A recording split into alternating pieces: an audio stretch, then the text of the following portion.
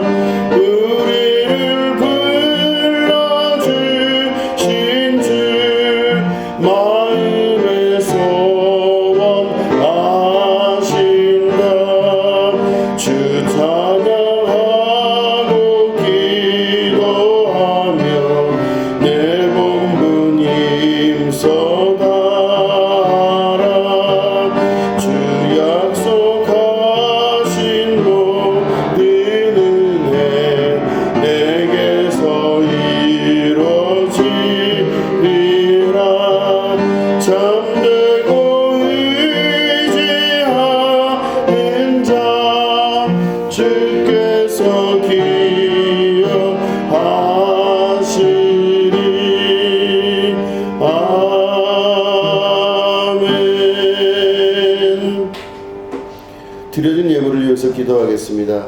하나님 아버지, 예물 드린 손길들을 하나님 기억하여 주시고 이 땅에 살아가는 동안 주님의 거룩한 은혜로 살아갈 수 있도록 도와주시옵소서.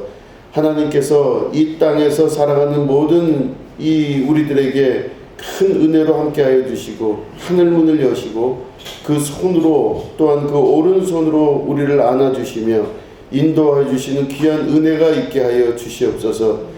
물질에 정복당하지 아니하며 물질을 다스릴 줄 아는 믿음의 백성 되어서 하나님께 영광 돌리며 우리 삶 속에서도 주님께 기뻐함 받을 수 있는 귀한 축복의 자녀들 될 수 있도록 하나님 역사하여 주시옵소서. 특별히 물질에 어려움 당하지 않도록 도와주시고 또한 여러 가지 일에 어려움 당하지 않도록 하나님께서 함께 하셔서 어려움이 있다 할지라도 그것을 능히 감당하여 이길 줄 아는 축복의 자녀들 될 수 있도록 인도하여 주시옵소서. 감사드리며 예수님의 이름으로 간절히 축복하며 기도드립니다. 아멘. 예, 우리 하나님 말씀 함께 보시겠습니다. 로마서 8장 3절부터 8절에 있는 말씀입니다.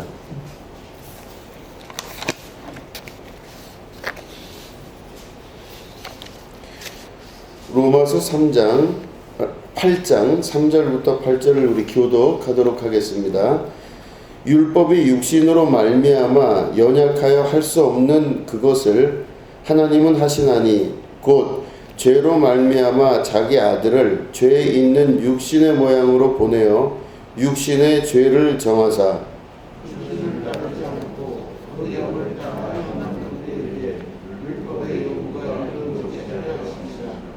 육신을 따르는 자는 육신의 일을, 영을 따르는 자는 영의 일을 생각하나니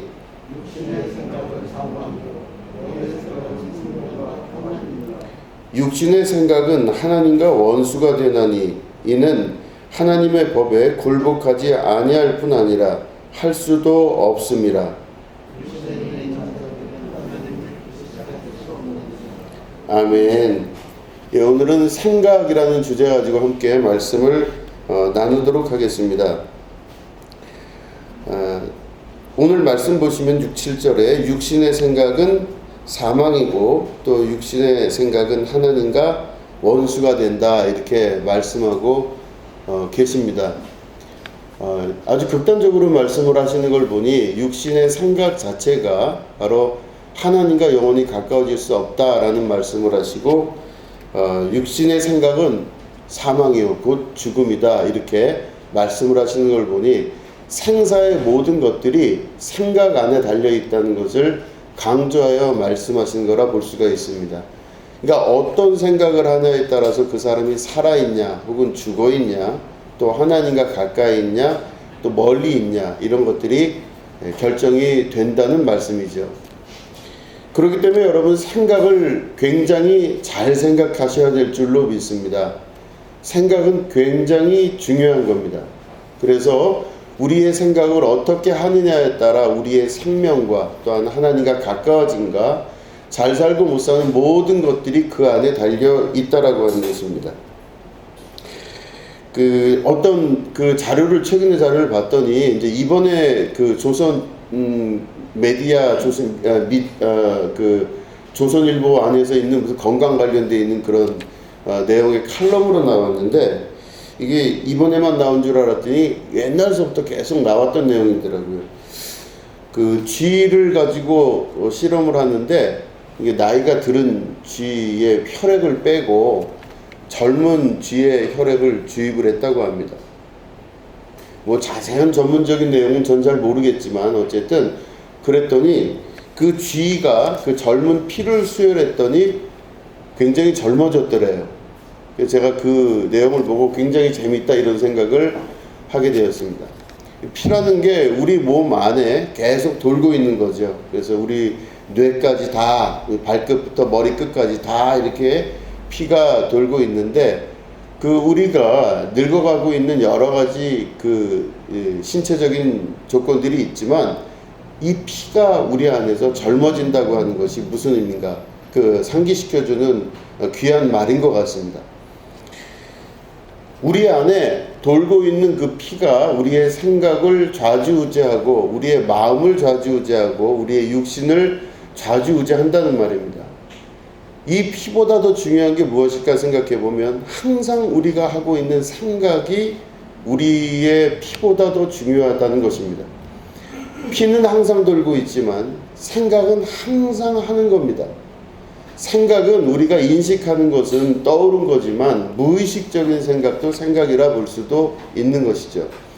아무튼 생각이 그 사람의 머릿속에 있는 생각이 그 사람의 항상 삶과 같이 가고 있다고 하는 것입니다. 내 속에 무엇이 다니느냐에 따라 어떤 생각이 있느냐에 따라 그 사람이 젊은 사람이 될 수도 있고 늙은 사람이 될 수도 있으며 그 사람의 생각이 어떠냐에 따라서 병이 될 수도 있고 건강이 될 수도 있다라는 것입니다. 내 안에 무엇이 돌고 있느냐에 따라서 그 모든 것들이 결정이 나게 되는데 특별히 생각은 우리를 젊게도 만들고 늙게도 만들고 또한 우리의 상황을 이겨나갈 수 있게도 하고 아무리 내가 강력하더라도 상황에 넘어질 수 있게끔 만드는 그 원인이 바로 생각이라는 것입니다. 그렇기 때문에 어떤 방식으로든 생각을 바로잡을 수 있어야만 되는 것입니다. 보시면은 1차원이 있고 2차원이 있고 3차원이 있습니다. 1차원은 점이라고 하는 것이라 볼 수 있으면 2차원은 이게 선이에요. 직선이죠. 그래서 움직이는 거가 왼쪽 오른쪽 앞뒤 이런 데밖에 움직일 수가 없어요. 이게 바로 2차원입니다. 3차원은 그 2차원이 쌓여서 쭉 올라가 있는 입체를 말합니다. 만약에 2차원에 어떤 사람이 살고 있으면 왼쪽 오른쪽밖에 못 가요. 그리고 앞뒤밖에 못 갑니다. 그런데 이 사람이 3차원에 살고 있으면 3차원은 설명이 어렵지 않은 게 우리들이 살고 있는 게 3차원 세계입니다. 위아래 어디든 우리들이 이렇게 돌아다닐 수가 있어요. 그런데 1차원, 2차원, 3차원을 보시면 가장 작은 차원인 1차원을 2차원이 끌어안고 있습니다. 그러니까 1차원은 2차원에 포함되어 있는 거예요. 3차원은 2차원은 3차원에 포함되어 있습니다. 그럼 4차원이라는 이야기를 우리가 알게 되면은 4차원은 이렇게 어떤 그 공간이 있다 그러면 그 공간이 시간에 따라서 계속 변해 나가는 거. 그래서 시간이 개입된 게 4차원입니다. 그래서 한 방이 있다 할지라도 그 방에서 어떤 사람이 행동하는 거가 계속 시간에 따라서 달라지지 않습니까? 그러면 이거는 3차원 공간이 시간에 따라서 구성된다. 그래서 이걸 4차원이라고 합니다. 차원이 점점 올라갈수록 그 높은 차원에 있는 것들이 낮은 차원에 있는 것들을 포함해서 작용하고 있는 것을 말하는 것입니다. 그러니까 높은 차원은 낮은 차원을 가지고 있어요. 자, 그러면 우리가 현재 살고 있는 우리의 삶은 3차원 세계라고 우리는 알고 있습니다. 그리고 잘 보여지진 않지만 우리의 상상력을 발휘해 봤을 때 4차원 세계 정도는 우리가 알아챌 수는 있습니다. 같은 방에서 행동을 하는 모습이 달라지는 것들이 계속 이렇게 연달아서 이어져서 시간의 개입이 나타나는 게 4차원이구나. 이건 이해할 수 있습니다. 중요한 거는 바로 뭐냐면 세상에 있는 모든 일들이 2차원적이고 3차원적인 것 안에 머물지는 않고 있다는 뜻입니다. 그게 무슨 말이냐면 우리가 예수님 믿고 믿음을 가지고 살아간다고 하는 모든 것들은 3차원 공간 안에서 계산적으로 이루어지는 그런 종류의 삶이 다라면 교회를 다닐 필요도 예수님 믿을 필요도 없습니다. 믿음을 가질 필요는 더더군다나 없어요. 3차원 공간 안에서 다 계산 가능해지고 예측 가능한 모든 일들이 일어난다 그러면 그런 것들에 대해서 우리가 무슨 궁금한 점을 가질 수 있겠습니까? 그런데 세상의 모든 일들이 3차원 안에만 공간적으로 조성되었다면 그럴 수 있는데 참 우리가 알고 있는 이 세상은 알 수 없는 세계 가운데로 점점 빠져들기도 하고 희한하고 이상한 일들이 벌어지는 그런 세계 가운데 우리가 살고 있다라고 하는 것입니다. 4차원 세계에서 시간을 초월한 하나님은 바로 우리에게 그 손을 내미실 때도 우리가 과거에 있었던 일과 미래에 일어날 일을 다 알고 계시기도 하고 또 우리가 모든 것 가운데 역사하는 하나님의 능력이 우리 이 3차원 세계 가운데 올 때 우리들은 3차원적 세계를 갖고 있기 때문에 하나님을 인식하는 게 3차원적으로만 인식하려고 해요. 하나님은 시간을 초월하시기도 하고 더 높은 차원에서 대략 과학자들이 계산하기는 11차원까지는 계산을 했다고 합니다. 하나님이 이 땅 위에 그 손을 내밀고 역사를 하실 때 우리들은 그 하나님의 나타나심을 기적이라고 생각하고 이적이라고 생각하지만 하나님 나라에서는 그거가 일상적이고 당연한 일로 여겨지는 것들, 그런 것들이 우리 세계 안에서 역사하는 힘이 된다라고 하는 겁니다. 조금 어려운 말이긴 했지만 어쨌든 이 세계 안에 우리의 머릿속에서는 이렇게 돼야만 된다라고 하는 생각이 있지만 하나님께서 그 손을 내밀어 우리에게 역사하실 때는 그거는 바로 4차원적 혹은 5차원적 세계 가운데로 들어가게 되는 역사가 나타나는 것입니다. 그렇기 때문에 우리가 볼 때는 기적이지만 하나님 볼 때는 당연한 역사가 나타나는 것이죠. 이 세상에 있는 모든 일들이 우리가 볼 때는 이런 일 저런 일들이 일어난다고 생각하지만 하나님의 눈으로 볼 때는 당연하게 일어날 수밖에 없는 일입니다. 그래서 우리가 신앙을 가진다고 하는 것은 바로 하나님의 마음을 알고 하나님의 마음과 같은 마음을 품는 것이 신앙생활하는 것입니다. 내가 이렇게 사는 것이 맞는가 계산적으로 생각할 때는요, 3차원적 세계에서 살 때는 그저 내가 그렇게 사는 게 맞다 이렇게 당연하게 여겨지는 삶을 살지만 4차원적 세계 가운데 혹은 5차원적 세계 가운데 살아갈 때는요, 내가 당연하다고 여기는 것들 이외에 더 큰 하나님의 역사가 있다는 것을 깨달아 아는 것이죠. 높은 차원의 삶을 살기 위한 것, 이게 바로 신앙생활입니다. 그래서 눈으로 보이는 것을 믿지 아니하고 보이지 않는 곳에서 역사하는 힘을 믿는 것이 신앙생활입니다. 보이지 않는 곳에서 역사하시고 나타나시는 하나님의 역사를 보고 아는 것, 이게 바로 고차원적인 믿음의 행위이고 신앙의 주 목적이라고 볼 수가 있는 것입니다. 우리의 생각은 3차원에 머물러 있습니다. 그래서 계산하고 느껴지고 알고 인식되어지는 세계 안에 머물러 있습니다. 그런데 우리의 생각이 이 3차원 공간 안에 그저 머물러서 있다 보면 우리는 그거에 맞게끔 살아가게 되는 겁니다. 우리는 그거에 맞게끔 살아가게 되다 보면 하나님이 우리를 만드실 때 3차원적으로 만드신 게 아니라 하나님의 형상을 닮은 사람으로 우리를 만들었다, 이렇게 말씀하셨어요. 하나님의 형상을 닮은 건 바로 뭐냐면 이 세계에 머물러 있지 아니하고 더 큰 세계, 더 고차원적인 세계, N차원적인 세계 안에 우리가 살 수 있도록 우리를 그렇게 구성하여 만드셨다는 뜻입니다.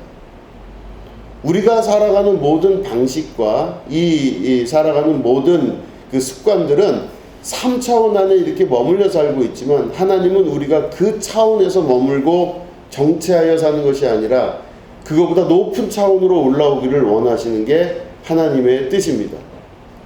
높은 차원으로 올라가는 것이 신앙생활이라면 신앙생활을 할 때 첫 번째 중요한 원리는 바로 생각을 바꾸는 것입니다. 육신의 생각을 떠나고 영의 생각을 할 수 있는 사람이 돼야 된다는 것입니다. 육신의 생각은 우리가 일반적으로 알고 있는 먹고 사는 일과 무엇을 먹을까, 무엇을 입을까, 무엇을 마실까를 생각하며 살아가는 사람이 육신의 삶입니다. 또 다른 버전으로 말씀을 드린다면 우리가 살아가는 모든 일이 내 욕망 안에서 이루어지게 된다면 그 사람은 3차원적인 삶을 사는 것입니다. 내 욕망을 가지고 욕망을 이루기 위해서 사는 것, 단순히 욕망을 이루기 위해서 사는 삶을 우리의 목표로 삶을 살아간다면 그 사람은 육체의 삶을 살 수밖에 없습니다. 내 안에서 끓어오르는 모든 욕망을 부정하는 게 아닙니다. 욕망은 사람이 살아갈 때 아주 중요한 생존의 도구입니다. 욕망이 없는 사람은요, 꿈도 없고 소망도 없고 나갈 힘도 없는 사람입니다. 욕망이 없으면 어떻게 세상이 이루어질 수가 있겠습니까? 그러니까 욕망은 우리에게 있어서 당연한 것입니다. 당연한 것인데 문제는 뭐냐면 그 당연한 낮은 차원의 욕망에 우리의 인생을 걸 수가 없다는 말씀입니다. 그 낮은 차원의 자기의 인생을 걸고 그게 전부인 걸로 생각하고 사는 것이 아니라고 하는 것이죠. 그렇기 때문에 무엇을 먹을까 마실까 입을까 걱정하지 말라고 하시는 말씀은 그거 없어도 살 수 있다, 그런 뜻은 아닙니다. 반드시 있어야 되고 그 차원이 더 높은 차원 안에 속해 있는 것입니다. 욕망을 이루고자 하는 그 마음이 있어야 무엇인가 이루어지고 발전이 된다는 것을 하나님도 아시고 예수님도 아시는 것이죠. 그러나 사람이 그 차원에서 머물고 살 수가 없다라는 걸 또 말씀하십니다. 예수님이 광야에서 시험을 당하실 때 사탄이 와서 그런 질문을 합니다. 여기 있는 이 돌을 떡덩이가 되도록 한번 바꿔봐라, 이렇게 이야기를 해요. 그러니까 예수님이 그때 40일 동안 금식을 하셨거든요. 그러니까 속에 있는 육체의 욕망, 이 식욕, 먹고 싶고 그런 욕망이 아주 굉장히 강하셨을 겁니다. 육체로 오셨기 때문에 예수님은 배가 안 고픈 분이 아니다, 뭐 이건 있을 수가 없어요. 예수님은 배가 고프셨을 거예요. 그래서 계속 그 40일 동안 금식하면서 이 식욕에 대한 이 욕구가 엄청 컸을 텐데 사탄이 와서 예수님에게 말을 하기를 네가 하나님의 아들이거든 요 앞에 있는 이 돌덩이를 떡으로 한번 만들어 봐라. 이게 일종의 비꼬는 말도 되겠죠. 만들어 봐라. 만들 수 있냐? 이렇게 이야기해요. 근데 40일 금식하신 예수님께서, 식욕이 충천하신 그 예수님께서 말씀하시기를 사람이 떡으로만 살 것이 아니요 하나님의 입에서 나오는 말씀으로 살 것이니라, 이렇게 말씀하셨어요. 그러니까 사람이 떡으로만 사는 것이 아니라는 말씀을 하신 겁니다. 그러니까 이 사탄은 생각하기를 사람이 뭐 별거 있냐? 먹고 마시고 따뜻한 방에 잠 재워주면 그 사람이 다가 아니겠느냐? 이렇게 이야기를 해요. 그게 다 아니겠느냐? 그러니까 당장 굶은 네가 기적적으로 한번 이 떡을 만들어서 배라도 채워봐라, 이런 이야기인데, 예수님의 말씀은 사람이 떡만 먹고 사는 게 아니라고 말씀하십니다. 사람은 하나님의 입에서 나오는 말씀, 이 말씀을 다른 말로 하면 저 차원에 있는 우리 인간을, 사탄은 인간을 저 차원에 사는 존재로 보는 거예요. 낮은 차원에 사는 인간을 더 높은 차원으로 보내는 것, 이게 예수님 말씀인 겁니다. 그래서 사탄은 우리를 볼 때 우리 마음속에서 그렇게 작용하는 힘이 있습니다. 아이고, 먹고 사는 게 충분하면 다 잘 살지, 돈만 잘 벌면 뭐든지 다 되지, 그거 아니면은 뭐가 행복한 게 있겠어, 그거를 다 채워야만 우리가 행복한 거지, 그게 아니면 우리는 행복할 수도 없어, 이렇게 이야기를 하는 게 사탄의 유혹이고 사탄의 말입니다. 그런데 그런 사탄의 말에 예수님은 사람이 원래 만들어지기를 그렇게 만들어진 게 아니다 말씀하십니다. 먹고 자고 따뜻한 곳에서 누워 자는 거, 그게 인생의 모든 목표가 아니라 그것보다 조금 더 높은 차원이 있다는 걸 말씀을 하고 계시는 거예요. 하나님의 입에서 나오는 말씀으로 사는 겁니다. 하나님의 입에서 나오는 그 말씀으로 살 수 있는 그 믿음의 사람, 이게 바로 낮은 차원에 있다가 높은 차원으로 점점 올라가는 사람이 되는 겁니다. 그 차원에 있다가 더 높은 차원으로 가고, 더 높은 차원으로 갔다가 더 높은 차원으로 가는 것이 바로 신앙생활의 중요한 길이고 목표입니다. 그 예수님께서 말씀하시는 나 있는 곳에 너희도 있게 하리라 하시는 그 말씀은 바로 낮은 차원에서 사는 인생들에게 더 높은 차원으로 올라가시고, 이미 예수님이 그 길에 마지막 정점에 가셔서 우리를 오라 하시는 그곳으로 우리가 매일매일 갈 수가 있는 것이죠. 우리의 생각은 3차원적 세계, 저차원적 세계 안에 머물러 있을 때가 많습니다. 그래서 육신의 일을 생각하고 육신의 소욕대로 살고, 육신의 소욕이 우리에게 채워지면 그게 다인 줄 알고 삽니다. 인생이 뭐가 있겠어요? 다 그게 다 아니겠습니까? 이렇게 서로 이야기를 하는 거죠. 그러다 이런 낮은 차원이 아니라 조금 더 높은 차원으로 올라가는 게 바로 영의 생각입니다. 하나님의 영은 우리에게, 성령은 우리에게 우리의 영을 이끌어서 그 높은 차원으로 우리를 하루하루 한 발짝 한 발짝 끌어올라가게 만드십니다. 그래서 읽은 본문 말씀의 6절은 육신의 생각은 사망이요 영의 생각은 생명과 평안이라, 이렇게 말씀하고 계십니다. 사람이 살 때 낮은 차원에서 사는 것이 아니라 영적인 차원에서 살면서 점점 그 사람이 영적인 차원으로 들어가기 시작하잖아요. 그러면 생명이 어디 있냐면 거기 있다고 하는 것입니다. 진정한 기쁨이 어디 있냐? 거기 있다고 하는 것입니다.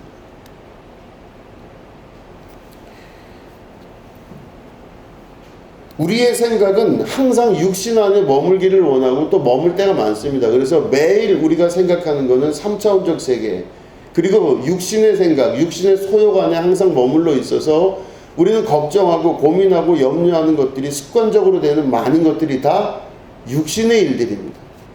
육신의 일들 때문에 육신의 생각을 하고, 육신의 생각 때문에 매일 고민하고 염려하고 걱정하는 것입니다. 예수님의 말씀을 우리가 다시 한번 생각한다면 그 먹고 마시는 일에 대해서 염려하지 말라, 이렇게 말씀하신 말씀을 기억할 수 있어야 되는 것입니다. 육신의 생각이 아니라 영의 생각을 할 수 있어야 된다는 것이죠. 마르크스 아우렐리우스라고 하는 로마의 유명한 황제가 있습니다. 있습니다가 아니고 있었습니다.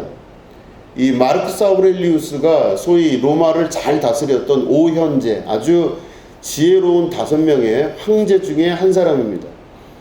마르크스 아우렐리우스라고 하는 이 황제는 지혜롭고 똑똑하고 자기를 잘 다스림과 동시에 그 거대 제국인 로마를 잘 다스린 황제 중에 한 명입니다. 이 마르크스 아우렐리우스가 그 명상록이라는 책을 썼는데, 그 사람이 쓴 책에 보면은 아침에 일어날 때마다 자기는 자기의 생각을 본다, 이렇게 써 있습니다. 이 황제가 아침에 일어날 때마다 자기의 생각을 자기가 보기 시작해요. 아침에. 그리고 내가 지금 무슨 생각을 하고 있는지, 그리고 그 생각을 관리하고 다스리기 시작합니다. 자기 안에 여러 가지 생각이 많이 들겠죠. 전쟁을 치른 다음에 지고 돌아왔을 때도 있습니다. 그러면 지고 왔을 때 그 패배감과 그 수모와 수치, 그리고 국민들이 자기들을 어떻게 볼지, 또 이 나라를 어떻게 다스려야 될지 고민스럽고 걱정스러운 그때 이 마르크스는 자기 안에서 막 솟아나고 있는 그 생각들을 객관적으로 보려고 노력을 하는 것입니다. 그리고 내가 이걸 잘할 수 있을지 걱정하고 고민하는 것들을 다 앞에서 객관적으로 본 다음에 하나하나 쳐내려가기 시작합니다. 자기 생각이 떠올랐지만 떠오른 생각을 관리한다는 것이죠. 그래서 이 사람은 자기 안에서 어떤 생각이 떠오를 때, 부정적인 생각과 나쁜 생각이 떠오를 때 그 떠오르는 생각이 자기 생각이 아니라고 믿고 그 생각들을 처분하기 시작합니다. 어떻게 이런 게 들어왔을까? 이러면서 그 생각을 쳐버리기 시작해요. 그럼 마르크스는 아침에 일어나서 그 생각들을 쳐내려가면서 오늘 하루를 내가 어떻게 살아갈지에 대해서 다시 생각을 정리하고 그 생각들을 정리하고 정돈하는 일을 이렇게 한다고 합니다. 그래서 이 마르크스 아우렐리우스가 그 했던 이야기 중에 하나가 바로 뭐냐면, 너를 지배하는 정신에 대해서 생각하라. 너 자신을 노예라고 생각해서 너의 정신이 이제 더 이상 노예로 살아가게 하지도 말고 온갖 이기적인 충동들에 이리저리 끌려다니는 꼭두각시가 되게 하지도 말며 현재의 운명에 불만을 품거나 장래에 닥칠 운명을 두려워하게 하지도 말라. 이렇게 글을 써놨습니다. 이 말은 무슨 말이냐면 그 생각이 우리를 사로잡아서 노예로 만들어버린다고 합니다. 내 안에 있는 생각이 단순한 생각인 줄 알았는데 그 생각이 나를 노예로 만드는 아주 중요한 원인체가 된다는 것입니다. 내 생각이, 그 정신이 나를 노예로 만들어버리면 내가 무엇인가에 뜻도 의지도 없이 끌려다니게 되는 것을 말하는 것입니다. 내 생각이 나를 끌고 돌아다니는데 결국엔 노예는 아무 힘도 없이 주인이 가라는 대로 오라는 대로 끌려다닐 수밖에 없잖아요. 그러니까 결국엔 내가 생각의 노예가 되기 시작하면요, 그 사람은 평생을 그 생각에 순종하고 굴종하고 끌려다닐 수밖에 없다는 것을 말하는 것입니다. 온갖 이기적인 충동들에 막 끌려다닙니다. 인간은 기본적으로 태어나서 살아갈 때 이기적일 수밖에 없습니다. 이기적일 수밖에 없지만 그 이기적일 수밖에 없는 자기 자신에게 끌려다니게 되면은 노예로서 살아갈 수밖에 없다라고 하는 것입니다. 마르쿠스 아우렐리우스의 그 이후에 있는 여러 이야기들을 보면 인간의 이기적인 면을 부정하지는 않습니다. 생존을 위해선 당연히 이기적일 수밖에 없습니다. 말씀드린 대로 고차원의 모든 상황들이 저차원을 포함하고 있듯이 이기적인 면들도 우리 안에 다 존재할 수가 있는 것이지만 그 이기적인 면에 내가 생각을 투사해서 이기적인 면이 나를 끌고 다닐 수 있도록 만들지 말라, 이런 뜻입니다. 그리고 그런 충동들에 이리저리 끌려다니는 꼭두각시가 되게 하지도 말라, 이렇게 했습니다. 그러니까 인생을 내가 살아가고 있는 것 같아요. 내가 오늘 하루를 잘 사는 것 같지만 결국은 내 생각에 끌려서 꼭두각시의 인생을 살 수밖에 없는 것입니다. 주체적으로 자기 인생을 사는 게 아니라 자기 안에서 떠오른 그 생각에 끌려서 이기적인 면에 끌려서 노예처럼 혹은 꼭두각시처럼 살아갈 수밖에 없다는 것을 말하는 것입니다. 현재의 운명에 불만을 품거나 장래에 닥칠 운명을 두려워하게 하는 것, 이것도 역시 노예로서의 삶입니다. 내가 이게 두렵다라고 하는 것은, 그 생각이 든 이유는 그 두렵다고 하는 것을 인정했기 때문에 그게 바로 내 안에 사실로 자리를 잡습니다. 앞에 있는 어떤 존재나 어떤 사건이 무섭다라고 내가 인정을 했기 때문에 앞에 있는 게 무서워지기 시작하는 거예요. 이렇게 되면 어떻게 하나라고 걱정을 하잖아요. 그러면 그 걱정하는 내용이 내가 인정을 했기 때문에 걱정을 하는 거예요. 시간이 지나서 많은 경험을 한 사람들은요, 그 앞에 있는 게 아무것도 아니라는 걸 아는 사람들입니다. 그건 아무것도 아니라고. 아주 기초라고. 1 더하기 1을 학교에서 처음에 한글 배울 때 배웠던 그 친구들이 나중에 지나가고 나면 인수분해까지도 하고 함수 뭐 이런 거 다 하게 되죠. 그런데 지나고 나면 아무것도 아닌 일을 하는 걸 아는데 그 초창기에는 그런 것들을 알 수가 없게 되는 거예요. 이걸로 인해서 우리가 걱정하게 되는 것입니다. 그럴 때 1 더하기 1 곱하기 빼기 잘 못하는 아이들에게 이미 공부를 한 사람들은 이야기를 합니다. 아무 걱정하지 마. 조금만 시간 지나면 다 알 수 있어. 아빠, 엄마, 난 이거 너무 못하겠어요. 선생님, 나는 곱하기 너무 힘들어요. 정말 힘들어요. 이렇게 이야기해도 그게 아무것도 아니라는 거를 곱하기, 더하기를 할 줄 아는 사람들은 그런 이야기를 할 수 있어요. 아무것도 아니다. 시간 지나면 그거 아무것도 아니다. 이야기할 수가 있습니다. 그러니까 아무것도 아닌 건데 그 어린아이에게는 자기가 이거를 무섭고 두렵다고 하는 거를 인정하는 거기 때문에 그에게는 두렵고 힘들고 버거운 문제가 되는 것이죠. 우리 앞에 놓여져 있는 대부분의 많은 것들은 내가 문제라고 그거를 인정을 했기 때문에 문제가 되기 시작합니다. 내가 이게 문제다, 이게 걱정이다, 이게 고민이다 라고 인정을 했기 때문에 걱정과 고민이 우리에게 되는 것입니다. 그런데 만약에 우리가 한 생을 다 살고 내 인생을 뒤로 돌아봤을 때 그때 그 일이 그토록 힘든 일이었긴 했지만 이미 지나가 보니 아무것도 아니었구나 라는 것들을 안 사람은 그 모든 것들이 아무런 문제가 아님을 알 수 있게 되는 거죠. 조금 차원을 높여서 이야기하자면 모든 경험들을 다 한 사람이 높은 차원에 올라가서 낮은 차원에서 고생하는 사람들을 보면 그 높은 차원의 사람은 고생하는 거를 인정 안 하는 게 아닙니다. 아, 고생스럽겠구나. 인정을 해요. 그렇지만 그 낮은 차원에 있는 사람들의 고생이 절대적이 아니라는 것을 알게 되는 것입니다. 그 인생의 많은 경험들을 하고 고난과 고초를 당하고 마지막에 서 있는 그 사람들이 할 수 있는 최고의 찬사는 바로 아무것도 문제가 아니라는 것을 깨달아 알게 해주는 것이죠.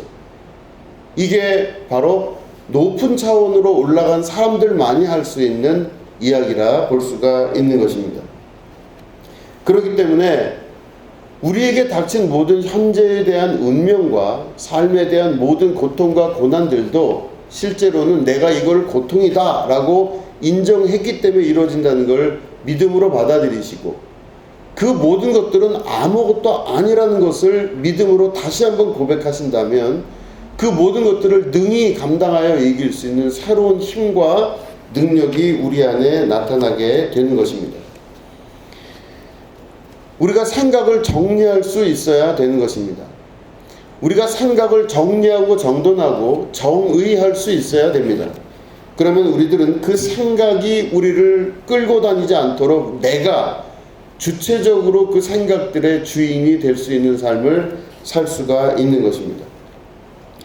누가복음 8장 22절부터 25절에 보면 예수님이 제자들과 함께 배를 타고 호수 가운데로 가십니다. 그럴 때 그 가운데에서 갑자기 풍랑이 일기 시작해요. 예수님은 뱃고물에 머리를 대고 주무시는 그때 막 풍랑이 일어나기 시작합니다.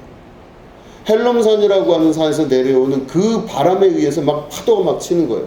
팍 파도가 쳐. 근데 제자들이 막 겁이 나기 시작합니다. 배가 뒤집어질 수 있으니까. 겁이 나서 막 뒤집어질 수 있으니까 막 제자들이 예수님을 깨워요. 예수님 어떻게 합니까? 큰일 났습니다. 우리 이러다 다 배 뒤집혀서 죽을 수 있습니다. 그러니까 주무시던 예수님이 일어나셔서 바다를 향해 잠잠하라 하셨어요. 그때 바다가 잠잠이 되었습니다. 그럴 때 예수님이 누가복음에는 그렇게 기록이 되어 있습니다. 제자들에게 이르시되 너희 믿음이 어디 있느냐 하시니 이렇게 되어 있어요. 마태복음에는 믿음이 적은 자여 왜 의심하였느냐 혹은 뭐 이렇게 말씀하시는데 믿음이 어디 갔느냐, 너희들 믿음이 어디 갔느냐 이렇게 말씀하세요. 잘 아시겠지만 누가복음의 저자인 누가는 의사입니다. 그 의사인 누가는 성경을 기록할 때 참 집요하게 기적과 이적이 일어나는 부분에 대해서 명확하게 적기를 원하는 사람입니다. 이 사람이 의사다 보니까 어떤 사람이 병이 낫는 걸 보고 어떻게 저게 나을 수가 있을까? 의학적으로는 이해가 안 되는 부분에 대해서 이 누가는 그 현상이 일어난 기적적인 것에 대해서 아주 집요하게 기록을 합니다. 이 제자들이 예수님과 함께 배를 타고 있을 때 풍랑이 일어난 사건을 이 누가가 기록을 하면서 예수님이 하신 말씀을 정확하게 기록하려고 노력했습니다. 마태보다도 마가보다도. 그게 정확하게 기록하면서 예수님이 뭐라고 말씀하신다를 봤더니 너희 믿음이 어디 있느냐 그렇게 말씀하셨다고 합니다. 믿음이 있죠. 지금 제자들이. 믿음이 있고 없는 문제가 아니에요. 왜 너 믿음이 없느냐 이렇게 말씀하지 않고 믿음이 어디 있느냐 물어보신 거예요. 믿음이 지금 너희들 믿음이 어디 있느냐 물어보시는 거죠. 아마 제자들의 믿음은 어디에 있냐면은 지금 눈앞에 보이고 있는 파도에 믿음이 가 있을 거예요. 야, 저희 내가 눈앞에 보이는 저 파도가 거짓말이 아닌데 저 파도가 만약에 더 크게 쳐갖고 만약에 배가 뒤집히면 그냥 그 자리에서 다 죽는 건데 우리는. 그렇기 때문에 제자들은 지금 자기들의 믿음이 어디가 있냐면 눈에 보이는 현상과 사실에 가 있는 거예요. 그러니까 눈에 보이는 현상과 사실에 자기의 믿음을 두니까 그냥 일어나는 일을 다 받아들이고 있는 겁니다. 사실이에요. 옆에 친구들한테 물어봐도 다 똑같은 얘기예요. 야, 우리 큰일 났다. 우리 다 죽었다. 그러니까 그들의 믿음이 어디 있냐면 앞에 있는 파도에 일어나는 현상에 자기의 믿음을 다 두고 있는 겁니다. 그러니까 예수님은 근데 그때 어디에 믿음을 두셨겠습니까? 예수님은 보이는 것에 믿음을 두지 아니하시고 보이지 않는 것에 믿음을 두신 거죠. 차원으로 이야기하자면 3차원 세계에서 일어나는 세계에 자신의 믿음을 두신 게 아니라 4차원 세계에 일어나고 있는 모든 것들에 믿음을 두신 것입니다. 그렇기 때문에 예수님은 고차원적인 믿음으로 앞에 나오고 있는 현상들을 보고 계신 거고 이 제자들은 예수님과는 달리 저차원적인 삶을 살면서 앞에 있는 것에 왔다 갔다 하는 거예요. 내가 펄펄 뛰겠는 거예요. 지금 앞에 파도가 일어나고 있는데 아니 내가 잘못 본 것도 아니고 내 옆에 친구도 같이 보고 있으면 객관성이 담보가 되잖아요. 뭐가 문제겠어요? 앞에 문제가 일어나고 있는데. 그러니까 이 제자들은 자기의 믿음을 눈에 보이는 현상적인 사건에다가 몰두하고 거기에서 자기들이 나름대로 논리적인 사고를 하면서 이성적인 결단을 내린 겁니다. 살아야 되겠는데 어떡하냐? 큰일 났다. 방법은 없다. 그러니 어떡하냐? 예수님을 깨워야 되겠다. 이게 그 사람들의 삶이죠. 예수님께서 그런 질문을 하실 때 우리에게도 동일한 질문을 하실 수가 있습니다. 여러분들의 믿음이 없다는 얘기가 아닙니다. 다 누구나 믿음은 가지고 있습니다. 무엇에 대한 믿음이 다 있죠. 그런데 여러분들의 믿음이 지금 어디 있느냐가 굉장히 중요한 것입니다. 내 믿음이 지금 어디 있느냐, 나는 어디에 믿음을 두고 살고 있는가, 거기에 우리가 다시 한번 깊은 생각을 해볼 필요가 있다라고 하는 것입니다. 너희의 믿음이 지금 어디 있느냐? 우리의 믿음은 지금 더 높은 차원에 있습니까? 아니면은 눈에 보이고 있는 현상적인 세계, 앞에 보이고 있는 모든 일어나는 일들에 내 믿음을 두고 계십니까? 우리의 믿음은 바로 영적인 사건이고 영적인 일이기 때문에 낮은 차원에서 작용하는 힘이 아니라 높은 차원에서 그 원인이 있는 이야기들입니다. 낮은 차원이 아니라 높은 차원에서 일이 일어나고 있다는 것을 볼 수 있는 것이 믿음의 눈입니다. 우리 눈에는 지금 무언가 일어나고 있지만 이 일어나고 있는 것의 원인이 위에 있다고 하는 것입니다. 더 높은 차원에서 일어나고 있다는 것이죠. 여러분 욥기를 보시면 욥이 당대의 의인이었다고 기록하고 있습니다. 그리고 굉장히 부자였습니다. 아주 내노라 하는 부자였을 걸로 성경 기록하고 있습니다. 그래서 너무너무 돈도 많고 종도 많고 뭐 먹을 것도 풍족하고 자식들도 많았었어요. 그런데 그 욥에게 어떤 시련이 닥치는데 그 시작이 바로 뭐였냐면 하나님과 마귀가 서로 대화를 합니다. 그래서 마귀가 이야기를 해요. 욥이 왜 이렇게 하나님 잘 믿는 줄 아십니까? 왜 그러냐 그랬더니 아예 하나님이 맨날 축복 주고 돈 주고 자식 주고 먹을 거充足하게 해주고 종들도 그냥 이렇게 있고 그냥 한 번도 흉년이 걸리지 않을 정도로 그냥 아주 그냥 큰 축복을 주니까 저 욥이 그렇게 하나님을 잘 섬기는 거 아니겠습니까? 만약에 하나님이 조금이라도 뭘 뺏어가고 없애버리고 한다면 욥이 마음을 돌이켜서 하나님을 저주하고 하나님을 미워할 거야. 하나님 떠날 거라 이 말입니다. 그러니까 하나님이 그러냐?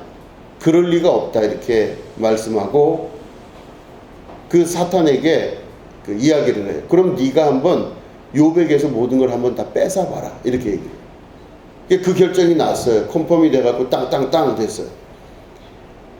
그러니까 이 사탄이 와가지고 막 역사를 하기 시작하면서 뭐 이 욥이 막 재산을 다 잃고 막 그냥 난리가 납니다. 그래서 막 자식들도 다 죽어서 없어지고 막 그리고 뭐 이 온몸에 욕창이 생겨서 막 기왓장 같은 걸로 막 몸을 문둥병 같이 이렇게 막 긁고 그래요. 그 저주를 받은 것 중에 엄청난 큰 저주를 받은 거예요. 이제는 다 잊어버렸어요. 아무것도 없어요. 돈도 없고 뭐도 없고 아무것도 없습니다. 이 거지보다도 못한 거예요. 몸에 또 병까지 났으니 막 긁는 그 문둥병까지 생겼으니 얼마나 이 엄청난 일을 겪고 있습니까? 근데 그 욥의 친구들이 등장을 합니다. 그래서 이야기를 해요. 이 원인이 분명히 네가 뭘 잘못을 했기 때문에 죄를 졌기 때문에 이런 저주를 받는 거다. 너 하나님 앞에 제사를 잘 안 드렸지? 아니다. 난 제사를 다 드렸다. 난 하나님께 열심히 봉사하고 하나님께 예배를 잘 드렸다. 그러면 네가 지금 숨긴 뭔 죄가 있을 거야. 네 자식들이 무슨 죄를 졌을 거야. 그래서 이 와서 하는 사람들의 이야기는 전부 다 무슨 이야기를 하냐면 욥이 뭘 죄를 졌기 때문에 이런 벌을 받는다 이렇게 생각합니다. 이 이야기가 이 사람들의 이야기가 맞을까요? 틀릴까요? 틀리죠. 욥기의 주제는 바로 뭐냐면 나타나고 있는 이 어려운 현실과 많은 것들이 사람들이 생각할 때는요 분명히 욥이 죄를 졌거나 하는 그 원인을 찾을 때 3차원 세계 안에서 그 정도 수준에서 그 원인을 찾으려고 하는 겁니다. 자기들이 알고 있는 지식, 자기들이 알고 있는 경험 정도로 욥의 원인을 찾는 거예요. 근데 우린 다 알잖아요. 전지적 작가 시점이지 않습니까? 이 원인이 어디서부터 시작됐냐면 하나님과 마귀와의 대화에서 결정난 걸로 원인이 된 거예요. 모든 걸 다 뺏어 보십시오. 이 욥이 하나님을 떠나지 않고선 백일 수가 없을 겁니다. 이게 원인이었어요. 그 말은 무슨 말이냐면 우리가 눈앞에 보이고 있는 수많은 어려운 일들과 여러 가지 복잡한 그런 수많은 일들이 우리 눈으로 볼 때 앞에 있는 사건에 모든 원인이 있다고 생각을 하거나 그 안에 무엇인가가 있다라고 생각해서 골몰하여 거기를 찾아가지만 아닙니다. 전혀 다른 곳에 있다고 하는 것입니다. 영적인 세계는 그래서 눈앞에 보이는 세계가 아니라 보이지 않는 곳에 원인과 이유가 있다고 믿고 그 세계를 영의 세계 가운데 내가 있는 차원에서 점점 올라가서 그 위의 차원으로 올라가는 것, 이게 바로 영적인 세계로 향하는 것이고 신앙생활을 제대로 하는 것입니다. 그 믿음의 차원이 고차원적으로 올라가기 시작하면요 여기가 우리가 알고 있었던 수많은 원인들이 전혀 그 원인이 아니라는 걸 깨달아 알기 시작합니다. 원인은 저 위에 있었지 밑에 있는 게 아니라고 하는 것이죠. 원인은 이 땅에 있었던 것이 아니라 저 위에 있었던 것입니다. 예수님 기도하시기를 주기도문에 하늘에서 그 뜻이 이루어진 것 같이 땅에서도 그 뜻이 이루어지게 하여 주시옵소서 그랬죠. 하늘에서 그 뜻이 먼저 이루어진 것처럼 땅에서도 그 문제가 해결되기를 원합니다. 이 뜻이에요. 기독교 우리가 믿고 있는 예수님 믿는 우리의 종교는 아주 간단합니다. 땅에서 어떤 문제가 있어가지고 그 문제를 가지고 찾아가는 것이 아니에요. 우리는 하늘에서부터 어떤 문제가 있었다고 성경은 기록하고 있어요. 하늘에서 있었던 문제가 땅으로 내려온 거예요. 그렇기 때문에 예수님은 땅에서 난 자가 아니라 하늘로부터 오신 분이세요. 그렇기 때문에 우리가 믿고 있는 믿음의 중요한 핵심은 바로 땅의 문제 안에서 끝나는 것이 아니라 이 땅의 문제의 원인이 있고 땅에 모든 것들이 있다고 생각하는 것이 아니라 모든 이유가 하늘에 있다고 하는 것을 믿음의 눈으로 볼 수 있어서, 내가 만약에 믿음 생활을 잘한다 그러면요, 눈으로 보이는 문제에 골똘할 필요가 없습니다. 지금 눈으로 보이는 그 모든 문제에 골똘한 사람들은 이방인들도 하는 걸 하는 거예요. 눈으로 보이는 모든 거에 골똘하지 않고 신앙생활을 하면서 믿음의 경주를 하여 위로 올라가는 겁니다. 높은 차원으로 점점 올라가기 시작하면 그 문제의 원인을 찾을 수 있는 지혜의 사람이 되는 것이죠. 이게 바로 신앙생활 하는 겁니다. 그렇기 때문에 눈앞에 보이는 것으로 우리가 좌지우지 될 수가 없는 것입니다. 눈에 보이는 것이 중요한 것이 아니라 보이지 않는 곳에서 역사하시는 거룩한 하나님의 음성을 듣고 그 하나님의 생각과 같은 생각을 가질 수 있을 때 세상을 바라볼 수 있는, 또한 내 삶과 내 주변을 바라볼 수 있는 믿음의 역사가 나타나게 된다라고 하는 것입니다. 생각을 다스릴 줄 아셔야 됩니다. 내 믿음과 생각이 지금 어디 있나를 잘 다스리고 볼 수 있으셔야 돼요. 마르크스 아우렐리우스처럼 아침에 일어나면서 여러분들 내가 무슨 생각을 하고 있나를 볼 수 있으셔야 됩니다. 내 믿음이 지금 어디 있나를 볼 수 있으셔야 됩니다. 내가 지금 무엇을 믿고 무엇을 보고 있나를 다시 한번 생각을 정리할 수 있으셔야 됩니다. 생각을 다스리는 사람이 되어야 된다는 말입니다. 그래서 생각을 다스리면 빼야 될 생각과 가지고 있어야 될 생각들을 정리할 줄 아는 사람입니다. 내가 이 생각은 잘라서 없애버려야 되겠다. 이 생각은 내가 가져야 되겠다. 이런 거를 결단할 줄 아셔야 돼요. 그래서 생각을 잘 정리해서 내가 필요한 생각을 마음속에 가지고 있고, 그럴 때 그 사람이 하나님 앞에 지혜로운 자가 되며 생각을 정리할 수 있는 사람이 됩니다. 여러 번 말씀을 드렸지만 사도 바울은 자기 제자인 디모데에게 편지를 쓸 때 그런 편지를 썼습니다. 마땅히 생각할 바 이상의 생각을 품지 마라 그랬어요. 그러니까 아마 디모데가 여러 가지 어려운 일을 겪었던 것 같아요. 이게 교회, 사도 바울이 남겨준 교회를 목회를 하면서 또 선교를 같이 하면서 여러 가지 부딪힌 게 많았던 것 같아요. 힘들었나 봐요. 디모데가 뭔가 되지 않는 것도 느끼고 힘들었을 것 같아요. 그럴 때 이 디모데의 마음 안에 눈앞에 보이는 현상들을 보니까 막 너무너무 괴로운 거죠. 막 괴롭고 속도 상하고 뭐 힘 빠지고 뭐 이게 도대체 뭐가 뭔지를 모르는 거예요. 그게 아마 자기 스승인 바울에게 편지를 씁니다. 선생님, 못 살겠어요. 이게 뭡니까? 너무 힘들어요. 기도해도 되지 않아요. 왜 나는 이럴까요? 그럴 때 바울이 그 제자인 디모데에게 그런 말을 합니다. 마땅히 생각할 바 이상의 생각을 하지 말며, 그래. 다시 말해 생각 정리해라 그런 뜻입니다. 내가 의도적으로 당연하다고 여기는 생각을 정리할 수 있는 결단이 필요한 것입니다. 그리고 결단하면 결단에 의하여 행동할 줄 아는 사람이 되는 것입니다. 정말 단호하고 또 강력하게 자기의 생각을 잘라서 버릴 줄 아는 결단이 필요하다는 것입니다. 그래서 내 안에서 스물스물 올라오고 있는 수많은 육체의 생각들, 내 안에서 육체의 욕망에 의하여 나타나는 많은 생각들을 정말로 정확하게 칼로 잘라서 떼어낼 줄 아는 믿음의 결단, 이게 바로 신앙생활을 할 때 아주 중요한 덕목 중에 하나인 것입니다. 생각을 자르고 버릴 줄 아는 결단의 이 습관이 우리 안에 훈련이 되기 시작하면 그 사람은 차원이 올라가기 시작합니다. 더 높은 차원으로 올라가기 시작합니다.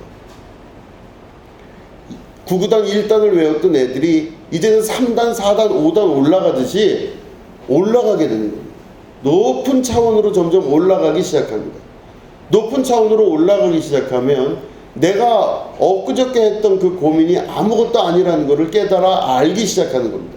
그때부터 지혜롭게 되고 대처할 줄 알게 되고 믿음으로 바라볼 수 있게 하고 내 생각의 부정적인 것들을 정복할 수 있게 되면서 내 안에서는 하나님의 거룩한 능력이 나타나기 시작합니다.